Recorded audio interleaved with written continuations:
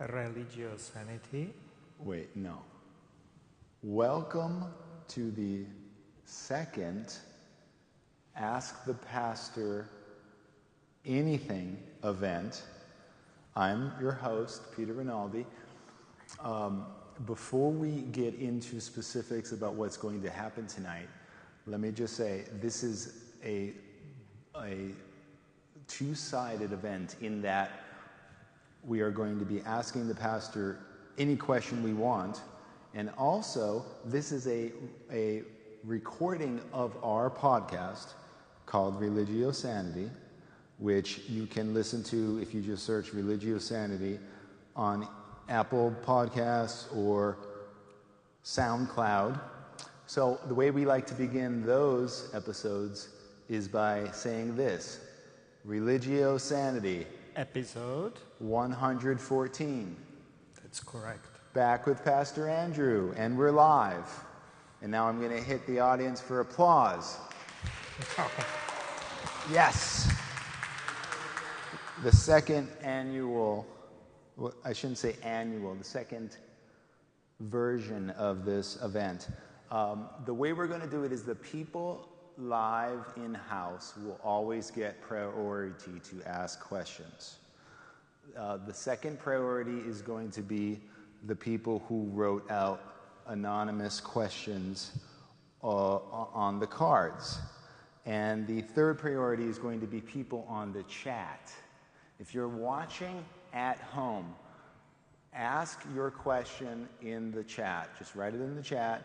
You can even come up with an anonymous account and chat and write it in the chat if it's a scary question or something like that, or something you always... He loves scary questions. If you remember last time we were here, there was some scary questions.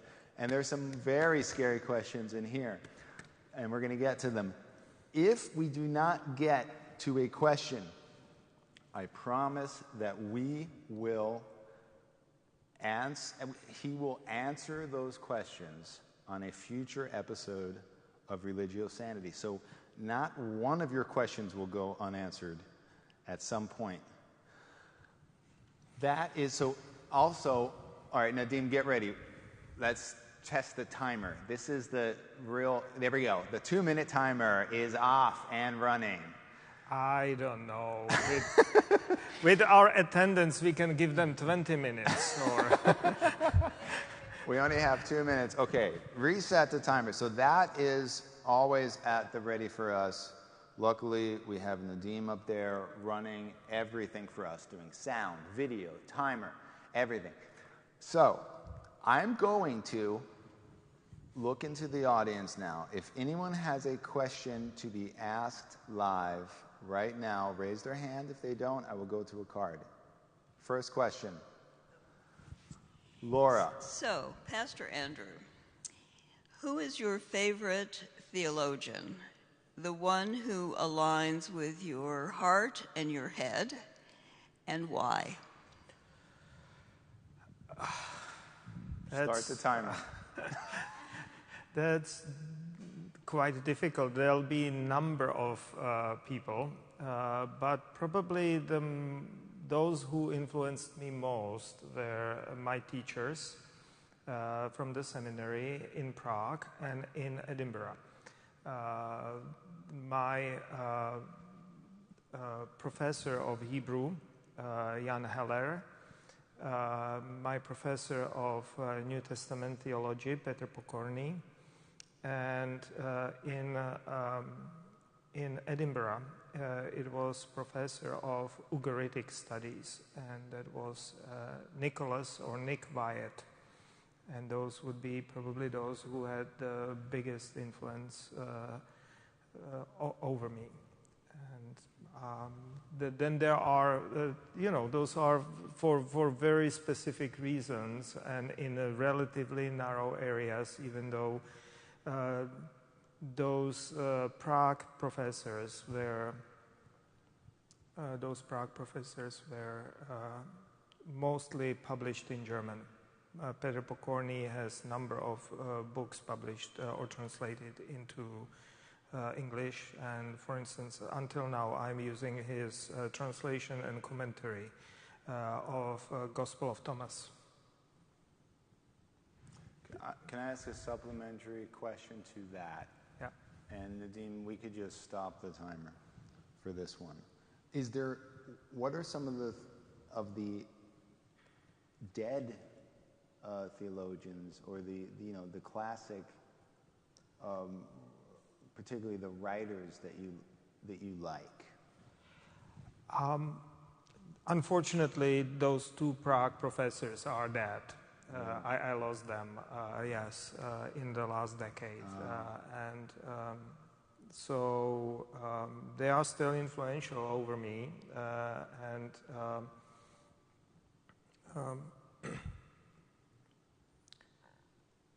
So, I think that answers. There are, of course, like the theologians of the Hebrew Bible, mostly Germans again, they're like Gunkel, for instance, Hermann Gunkel, and so on. I know about them. I read them. I consider them to be interesting, but in biblical sciences, that's the way I'm calling it, in biblical sciences, there has been a substantial development in thought. And so, yes, they are influential, but they are influential for specific reasons.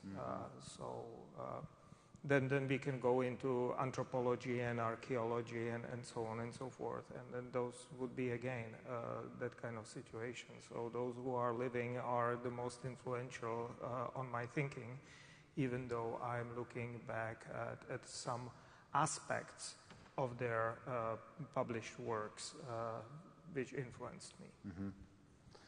This is a question that I have a card for, but it is not anonymous. It's from John LaCicero in the audience. What you said about the Exodus, is the story of Moses true?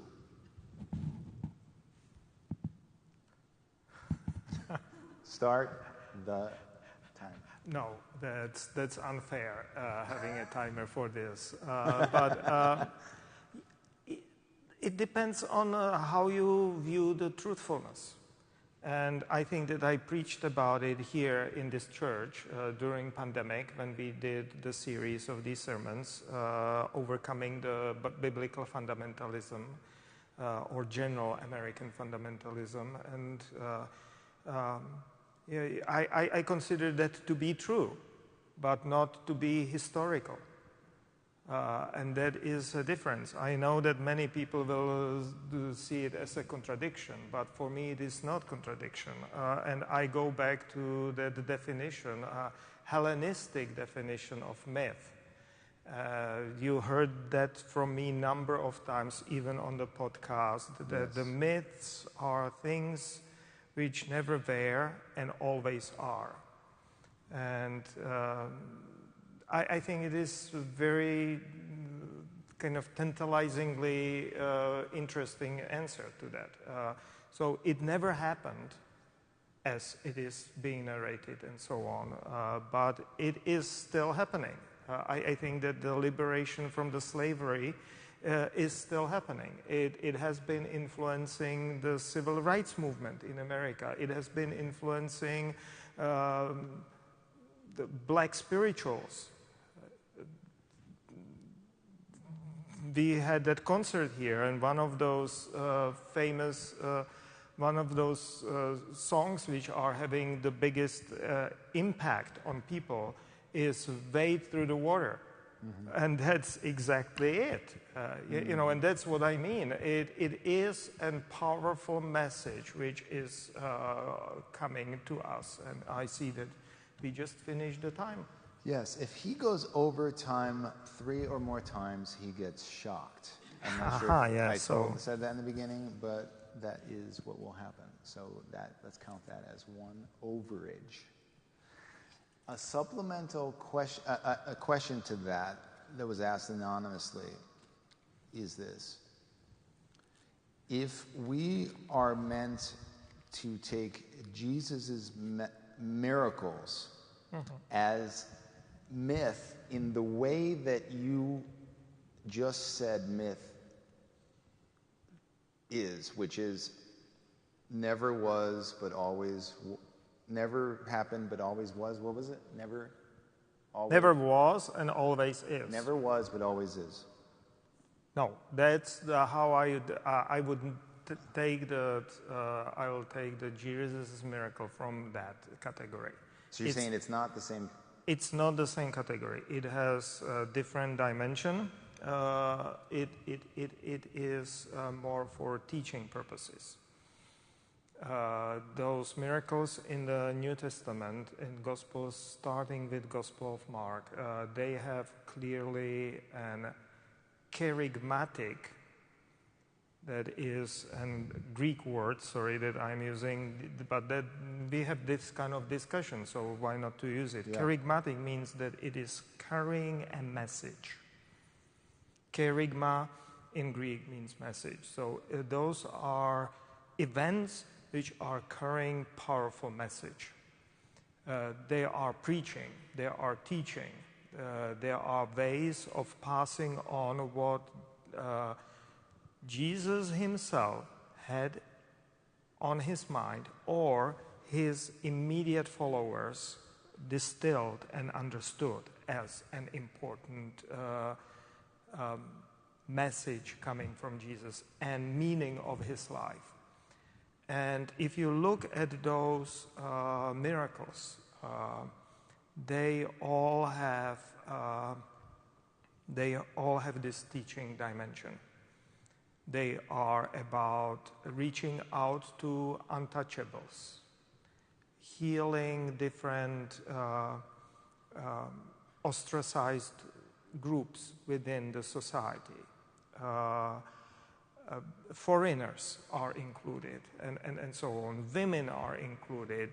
Women with bleeding, which would be unclean to all Jewish purposes, say, and so on and so forth. And so there is this very powerful teaching message which is present.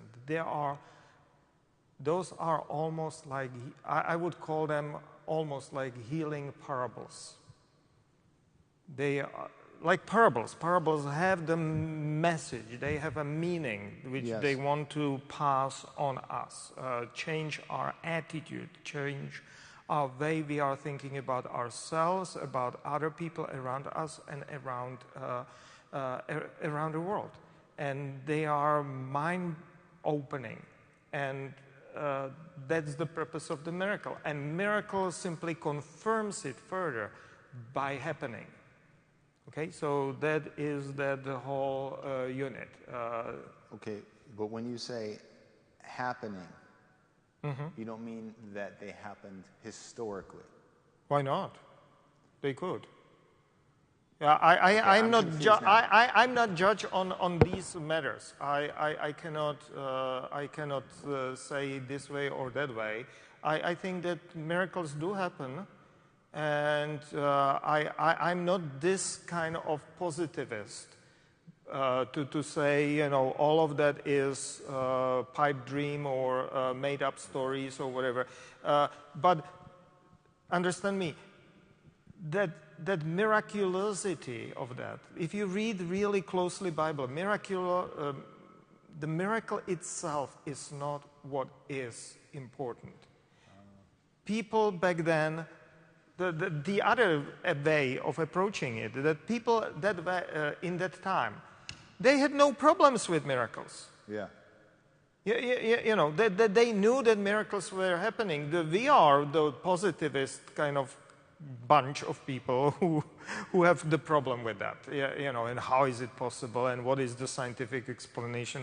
No, that was not a problem for them. Yeah, they were probably sometimes taken back. Or, they recognized that something out of the ordinary was happening or something like that. But generally, that was not a major problem.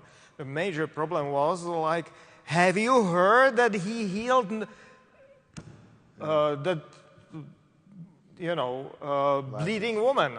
Yeah. And right after. And she was 12 years with that problem. after her childbirth probably, or something like that. Now I am bringing a little bit of rationalism to that, and so on.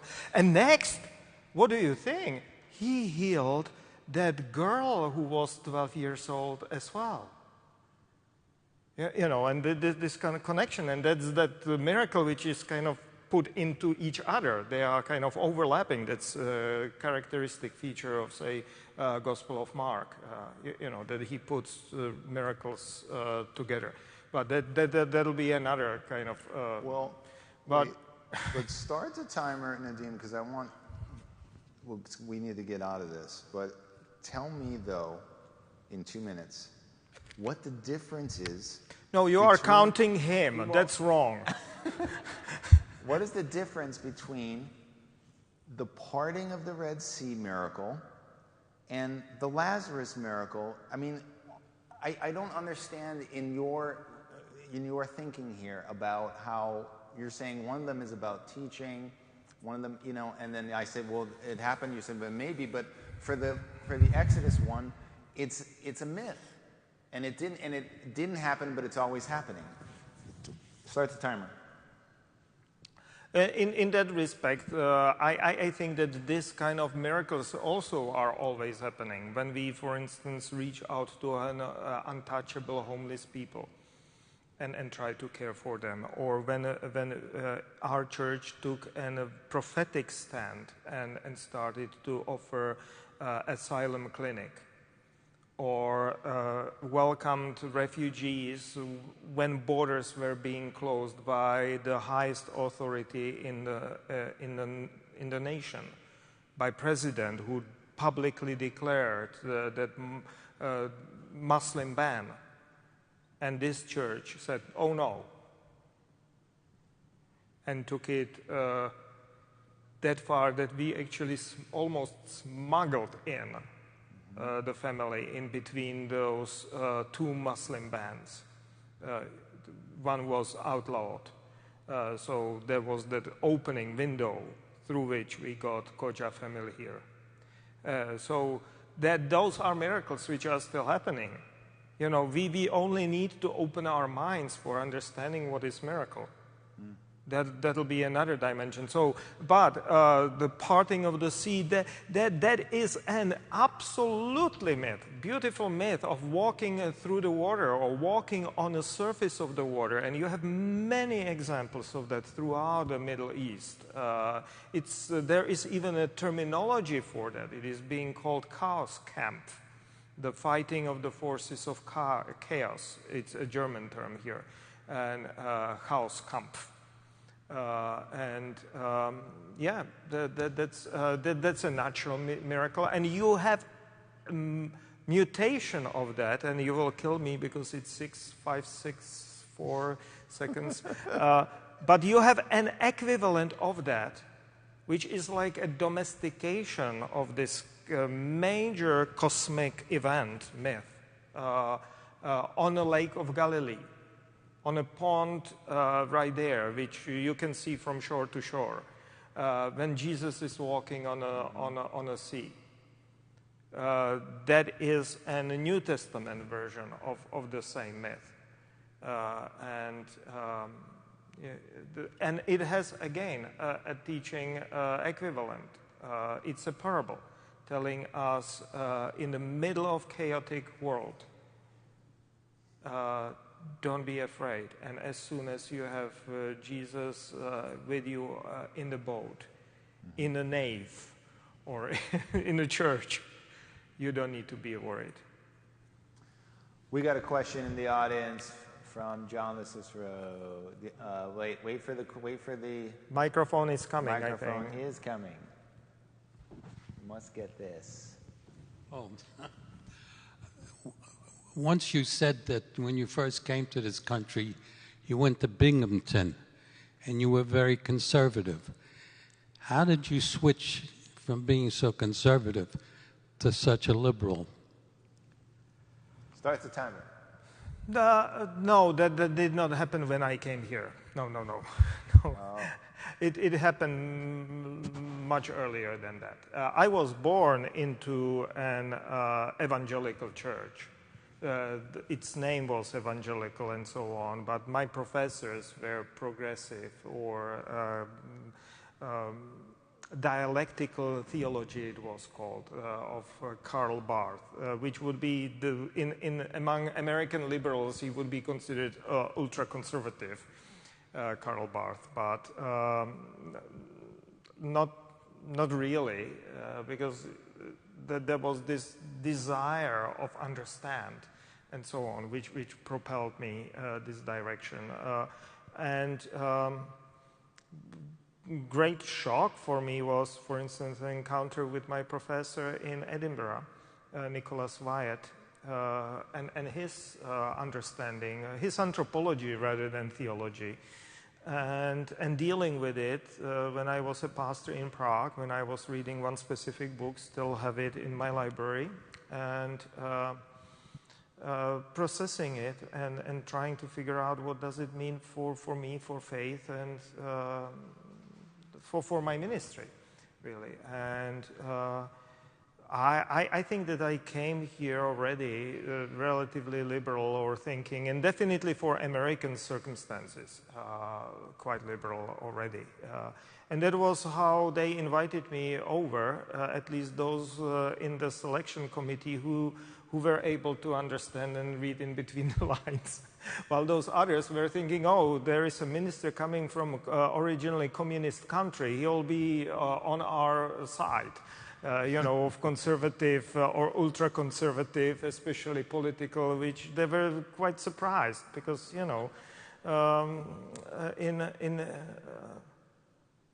under oppression of communism, I was anti-communist.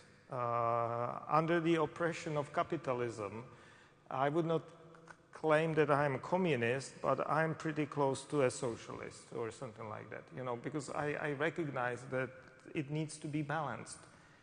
And that would be my understanding of the role of theologians and role of church as well. Church should be always there for those who are being ostracized, who are being pushed out, those who are not being taken seriously, and margins. And if the ruling ideology is of one kind, responsibility of the church is to think about it and try to balance it and bring and show alternatives, especially because in societies and in politics it has the tendency of ossifying or being really kind of like extremely hard, and so softening it at least, and poking holes in ideologies. That's the prophetic role, I think. Our function is to poke holes in those societal ideologies. Mm-hmm. So, that's what we are doing. It's not particularly popular because it leads into, people need to think and be active and involved. But, there are people who do that and who go along and who find it tantalizing and inspiring. Yes. Do you think there should be some ramifications for the pastor when he goes overtime? What shooting you suggested? Do you have? In America, it's scary. That's talking about. We'll be lenient with him at the moment, but I think at a certain point, maybe everybody will start doing when they see the zeros, but not now. Here's another anonymous question, unless I have something from the audience. Oh, I do. Leslie. I'd just like to follow up on some information from you about your experience of how you, as a polyglot, have taken in these texts and researched it. And is there a particular language that you find you are most free in receiving and thinking about information, or you talked about a lot of German texts, but translations that are particularly interesting to you in different languages? In America, there's not a lot of polyglot experience, and I find it fascinating for someone who has researched in so many different languages or translations of them.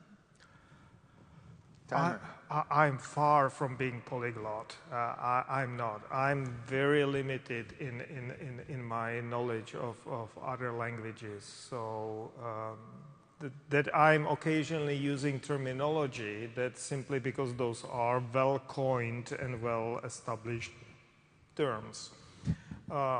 So that's one thing. The other thing is that, yes, there are certain ways you can think or you can imagine thinking within the certain languages. So right now I was preparing my sermon and referring to Ugaritic texts, which are a Semitic language older than Hebrew, biblical Hebrew, and having special way of expressing itself and special poetry to it. But I'm reading it passively and just with dictionaries and kind of, because it is not punctuated, so it does not have vocals in it, vowels. So it's a puzzle, kind of. But I recently really fell in love with Hawaiian language, for instance, which is of a completely different kind, and shows me how people can think in their languages differently. And there is definitely this dimension that there are languages which are good for something. And I recognize that with Hawaiian language, for instance, and I need to stop. But, Yes! I'm delighted to see a question here online from Maureen. And she asks, question about eminence and incarnation in reference to the OT. I'm assuming the Old Testament. Old Testament, yes. Was there a familiarity with that prior to Christ? I'm assuming she means eminence and incarnation. Incarnation. Eminence and incarnation. Let me say it again. Question about eminence and incarnation in reference to the Old Testament. Was there a familiarity with that prior to Christ? Timer. That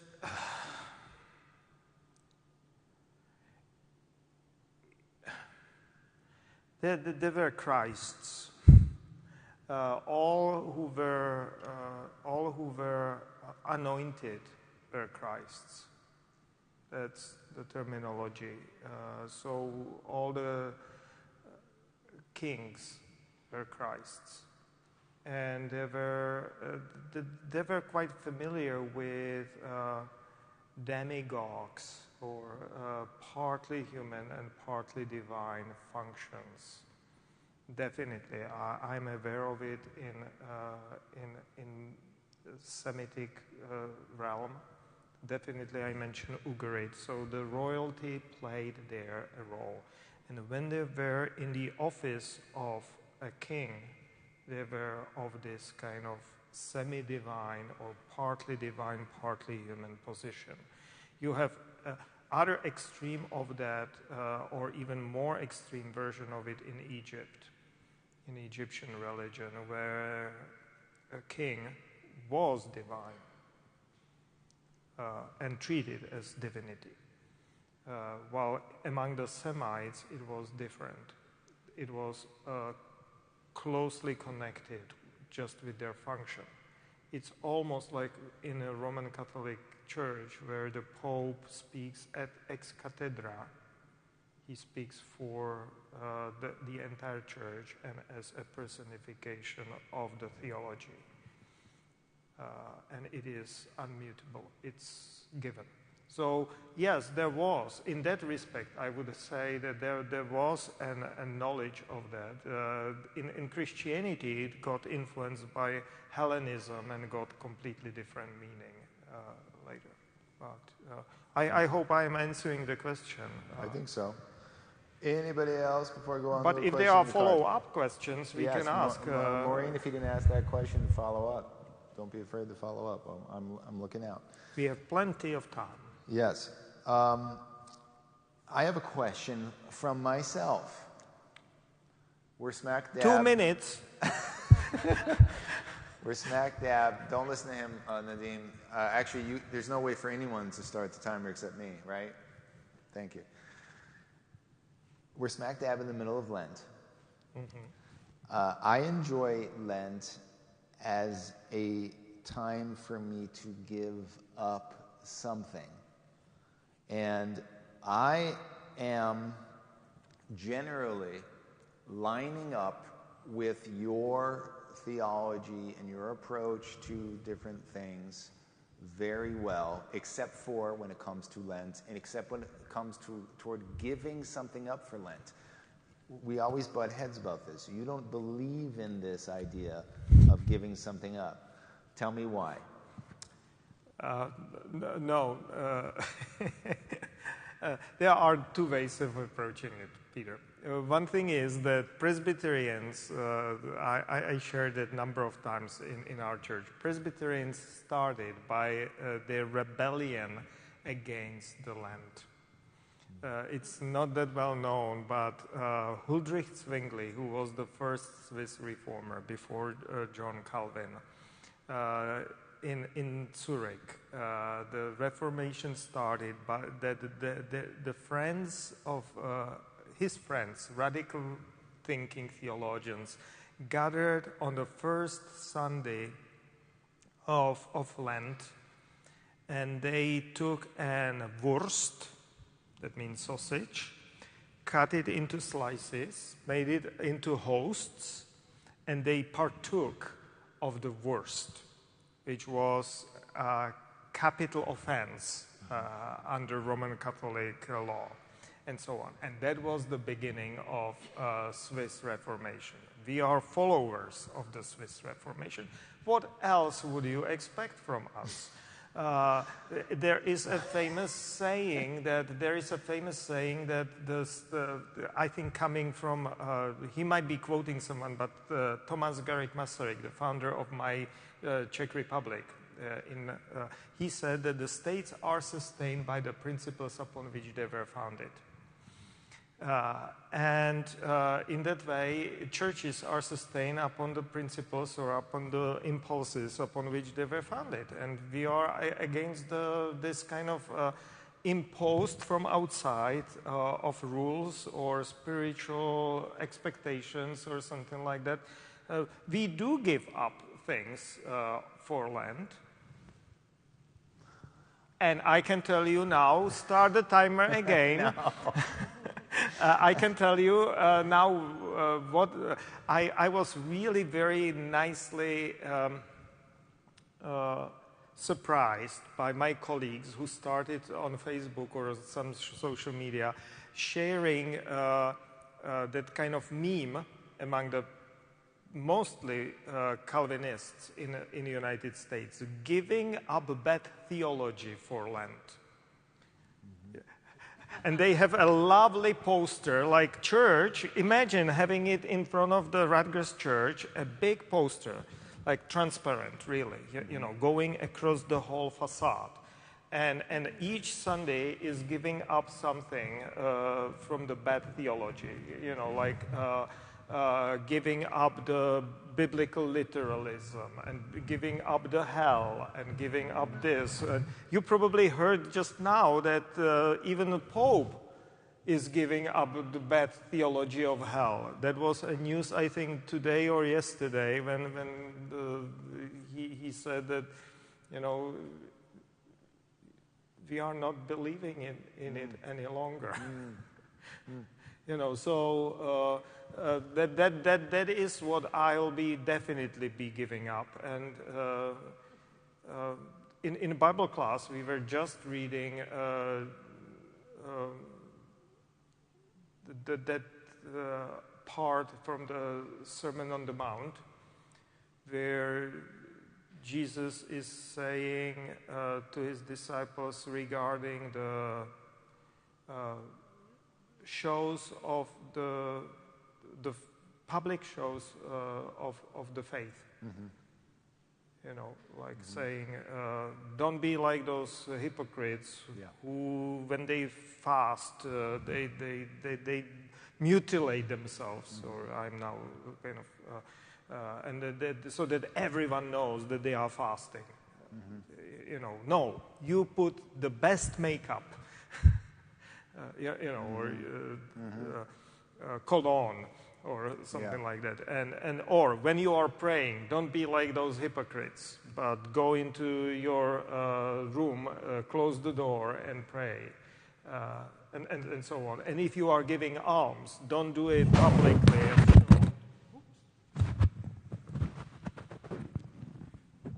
I'm having those wild gestures. Mic malfunction. Yeah, yes. Microphone is sliding from my tie. So don't be like, making big show of your generosity. Right. Do it so that your other hand does not know what the other one is doing. Yeah. So that is probably quite close also to definitely to my ethos, and generally would be close to say Presbyterian ethos or Calvinist ethos. Okay.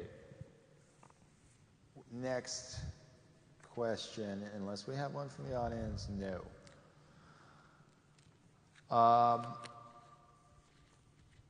Do you think there is a way we will be reunited with those we love after death?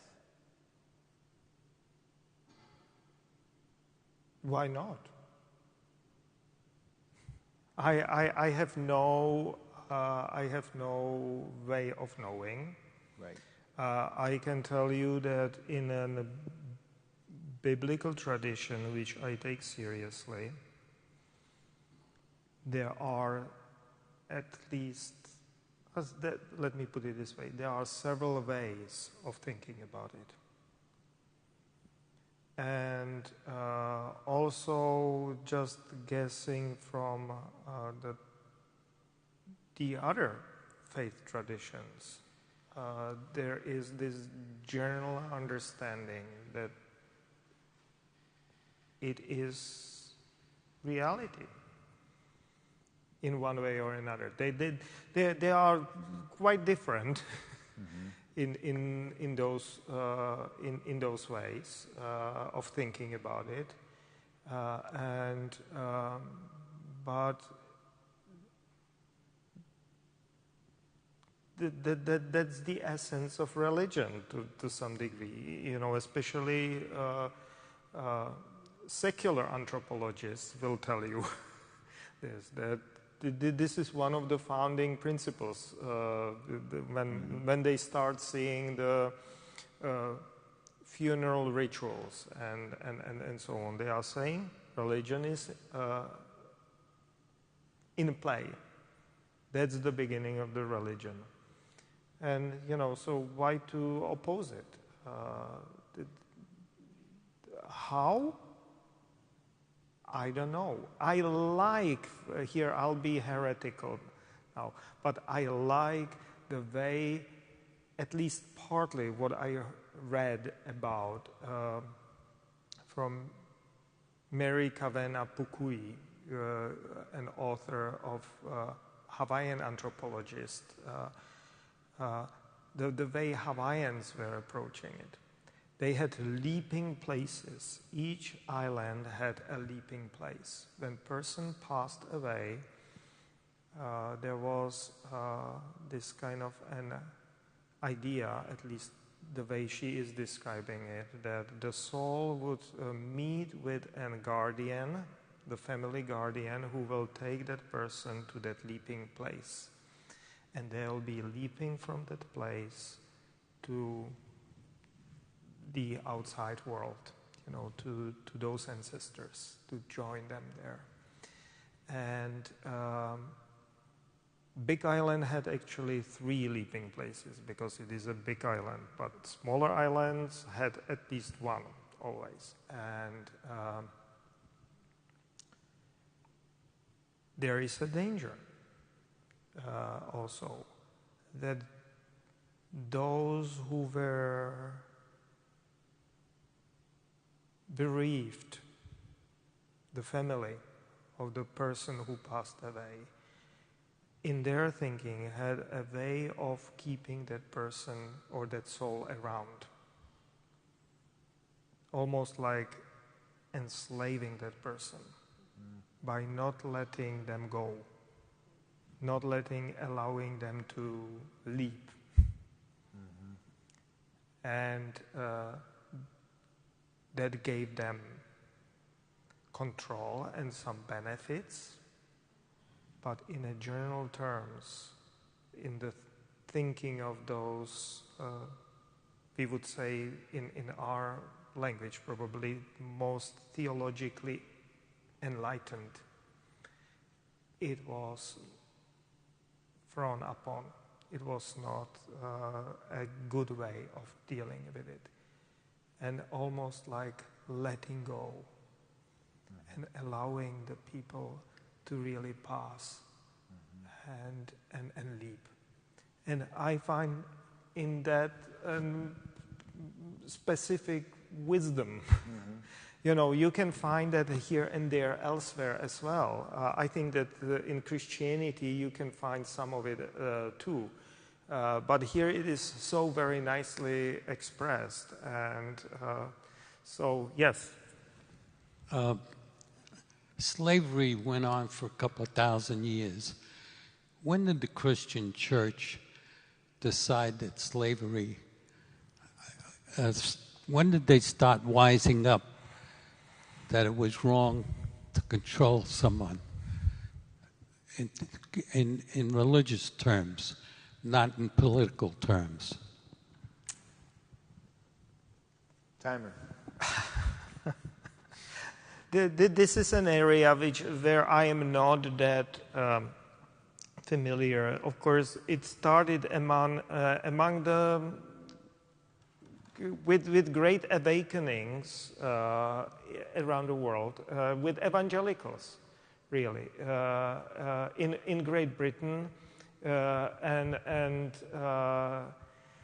then it migrated to the United States. This major opposition to the slavery as it developed in the modern world. Yes, slavery was an institution which is cross-cultural and cross-time. Unfortunately, slavery is a reality of these days as well, keeping people from, being free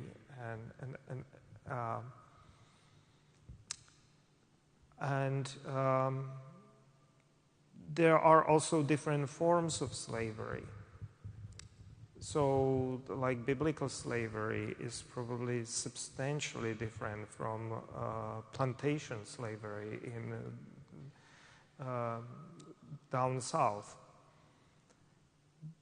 That was different from the slavery here up north, at least some.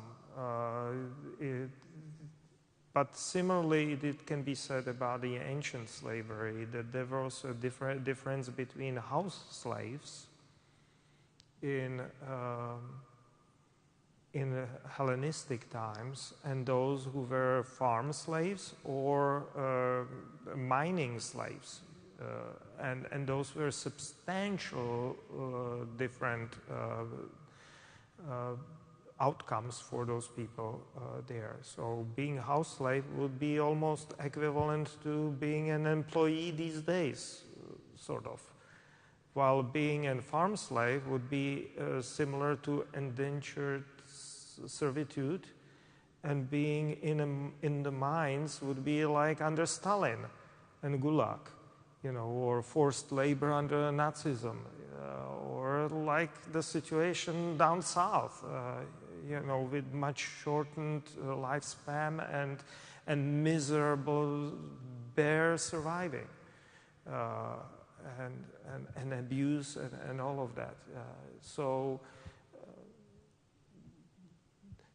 For the complexity of that, now, we are over 2 minutes and so on, but simply for complexity of that, I think that people who were thinking about it simply said, it's too difficult to explain it to anyone or to many people. Just let us ban it altogether. That's the best way. Because otherwise we will be spending definitely more than 2 minutes explaining it.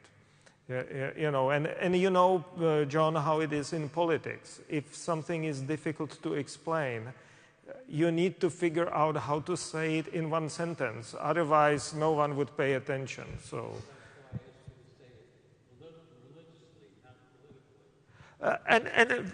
Religiously, I am trying to answer. So there were different, and here, let us do a little bit of Bible class. Okay, 2 minutes. No, 2 minutes.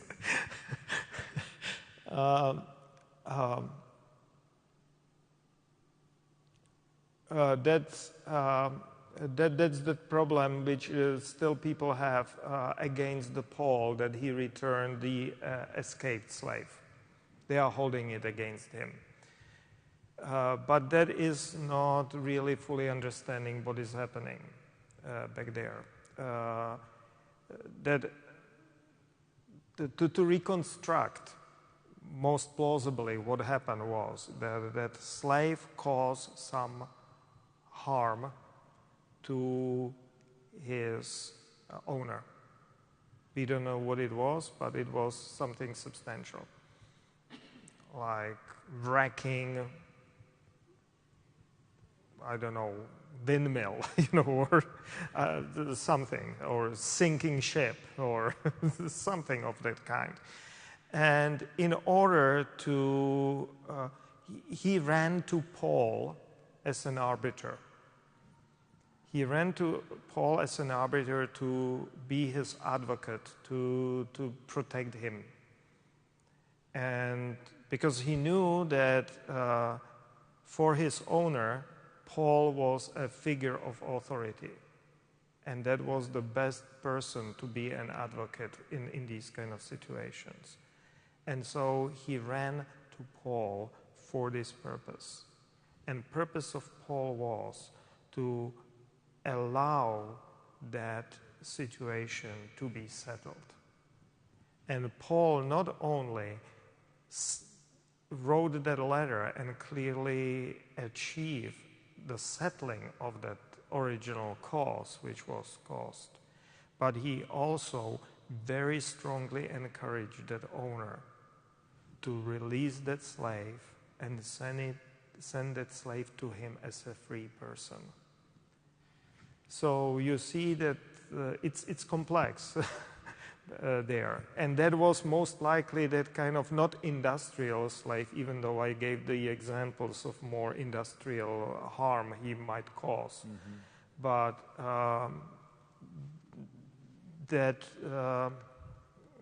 it was most likely a house slave, which would be an equivalent to our employee, and therefore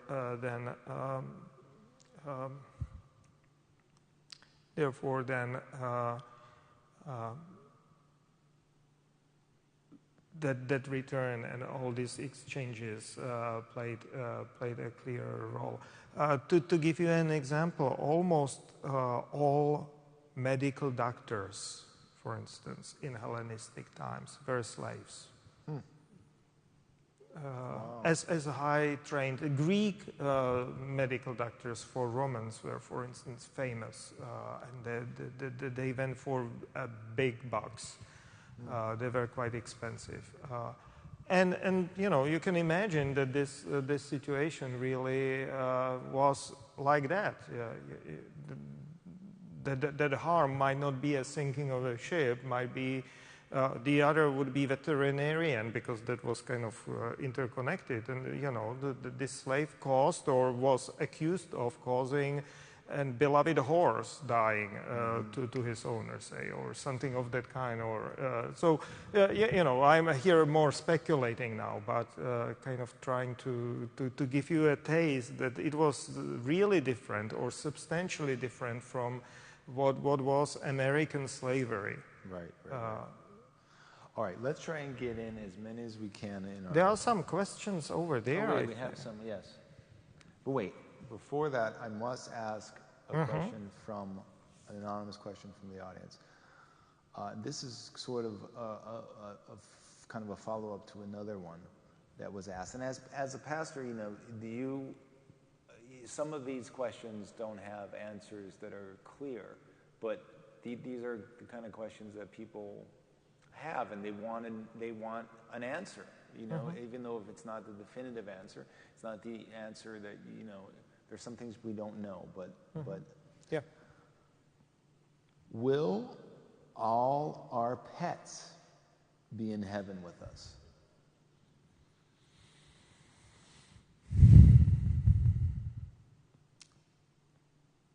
Why not?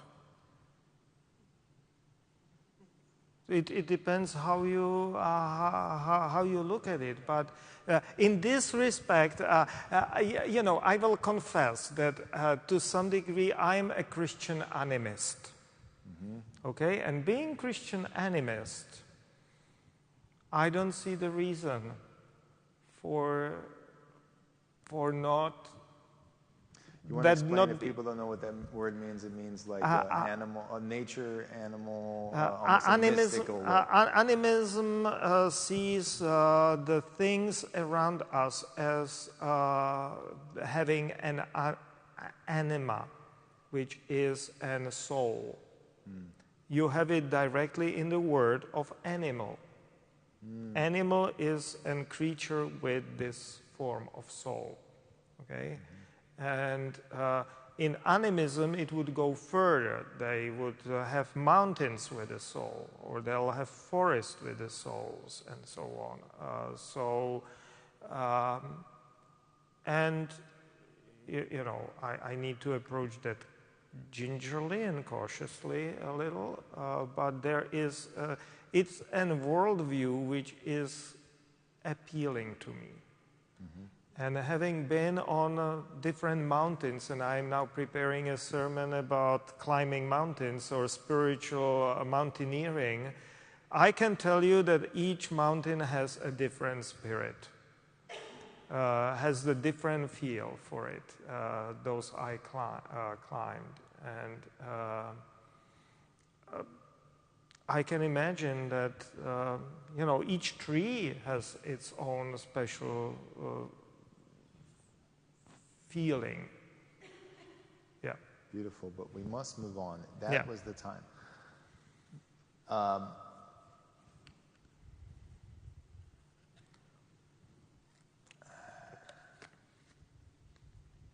If you were given carte blanche to design a worship service in the exact way you would want it to be, without any worry of appeasing to a congregation, what would that look like? Start the timer, and we're going to be really hard on this one because he could spend a long time on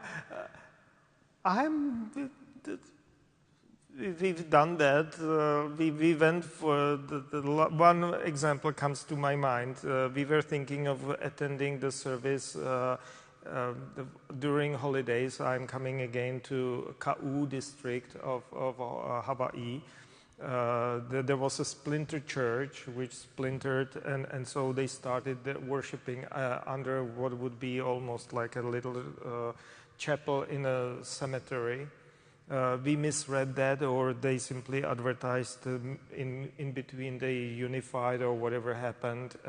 We came there was no one there, but you know, in the chapel there was one Bible, And I was there with my wife, hoping that there'll be a service, and there was not service, and so we made a service. And I think that that is the thing which all Presbyterians should be encouraged, or we have a universal priesthood of believers. So, you know, I'm doing it all the time, that I'm having my devotions or my own services for myself, for our family, and you are encouraged to do the same, all of us.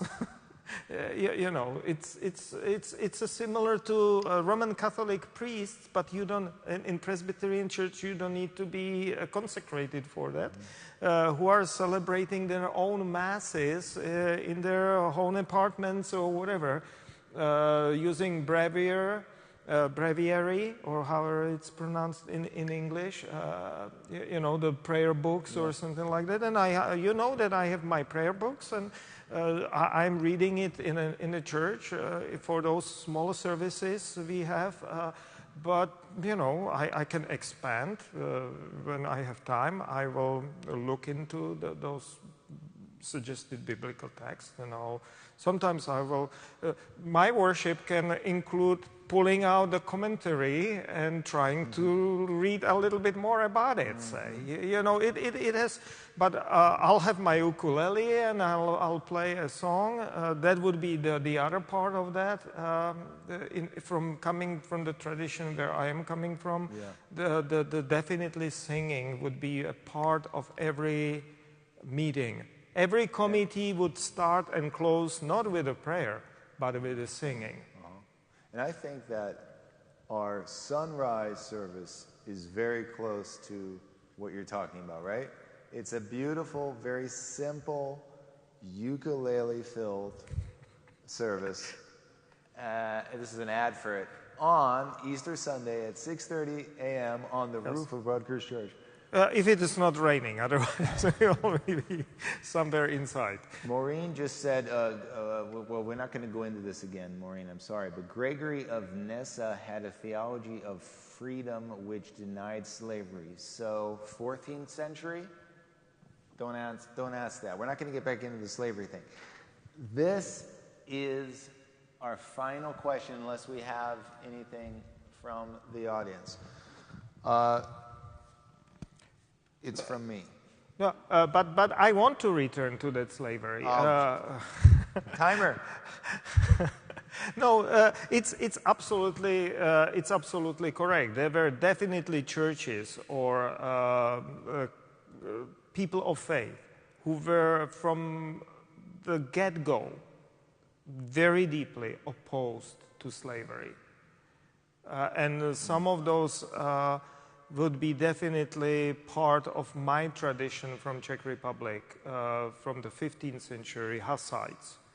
And others would be Waldensians, which would go to the 12th century, who were opposed to anything. And these movements, these radical Christianities, were also very social justice oriented. So, you know, here answering some of that liberal or political ideas John asked about, you know, I drank that with the milk. Mm-hmm. I was brought up on it in some respect. So yes, there definitely Franciscans would not have slaves, or at least the ancient Franciscans. That will be the same period like Waldensians and so on. So yes,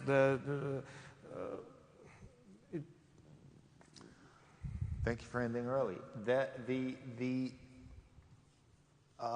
This is my last question, but it'll be a follow-up if we have time.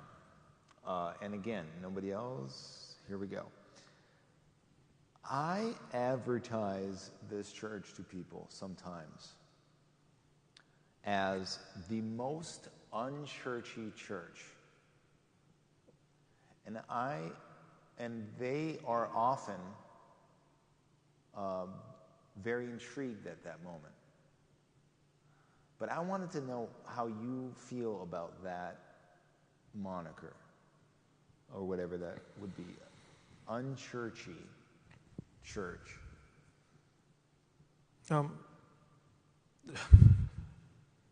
Ecclesia is the word for church, okay? And ecclesia means people called together. And wherever we are called together and following Christ, that's church. Unfortunately, this church business over the centuries accumulated a lot of baggage. Right. And getting rid of some of that baggage is the main problem. And making it clear that we are trying to stay away from that baggage, or that we will not dump it on people and so on. What is really difficult here in New York City is that those who are looking for church are usually looking for church for conservative reasons. Right. Because if they are in New York City, they are absolutely happy of not having a church they knew from, say, Kansas or from Tennessee or, those more conservative places. So they are in New York finally free. So they are not looking for church. And if there are some for different reasons, then they start to look for church which is, again, more conservative. And so it is kind of very interesting mismatch right here. I must say that to some degree it was easier, say, to be a progressive liberal church in upstate New York because we were kind of sticking out more. While over here, those churches which are sticking out are usually those more conservative. Mm-hmm. Wait, John wants to say something. I can't think of his name now, but he's a famous guy in the Catholic Church who's been fighting the church now for years. And he wants to throw everything out and go back to the 1st and 2nd century where Christianity was new and people got together and they didn't have all these rules. What would you think about going back to the early church?